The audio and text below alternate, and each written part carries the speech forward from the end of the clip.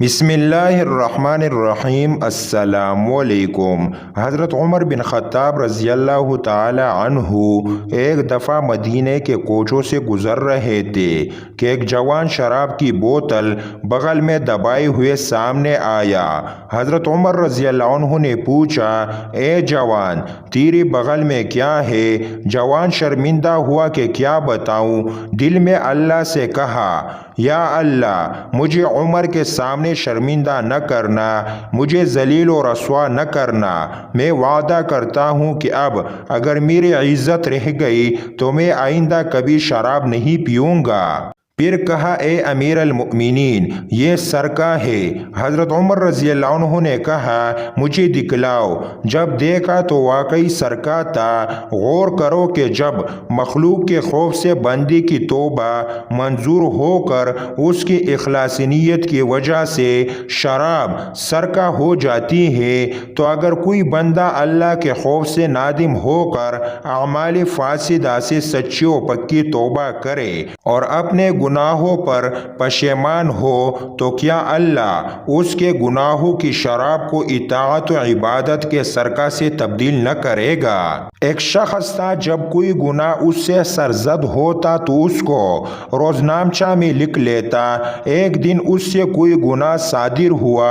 اس نے روزنامچہ کھولا تاکہ اس میں درج کرے تو اس میں لکھا ہوا پایا، یعنی اللہ ان کے چھوٹے چھوٹے گناہوں کو نیکیوں سے تبدیل کر دیتا ہے۔ حضرت ابو ہریرہ رضی اللہ عنہ ذکر کرتے ہیں کہ میں ایک رات رسول اللہ صلی اللہ علیہ وسلم کے ساتھ عشاء کی نماز کے بعد باہر نکلا۔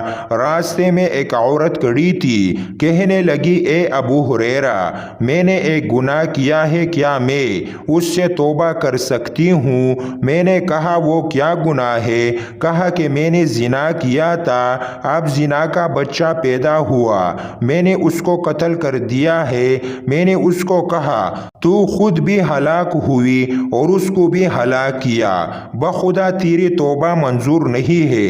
وہ غش کھا کر گر پڑی۔ پھر میں نے دل میں کہا، افسوس رسول اللہ صلی اللہ علیہ وسلم موجود ہو اور میں فتویٰ دوں۔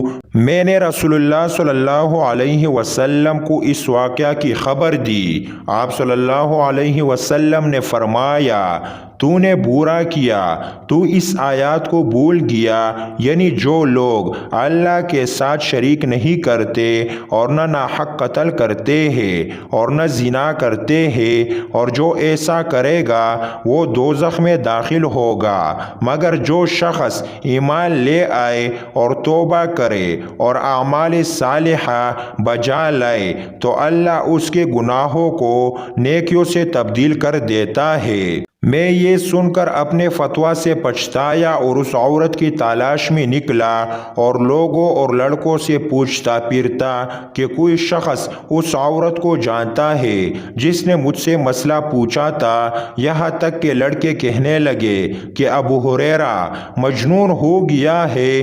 غرض یہ کہ میں نے اس کو تلاش کر لیا اور اس کو توبہ کی خوشخبری سنائی۔ اس نے خوشی سے نعرہ مارا اور کہا، میرا ایک باغ ہے، میں اس کو اللہ اور رسول کے لیے صدقہ و خیرات کرتی ہوں۔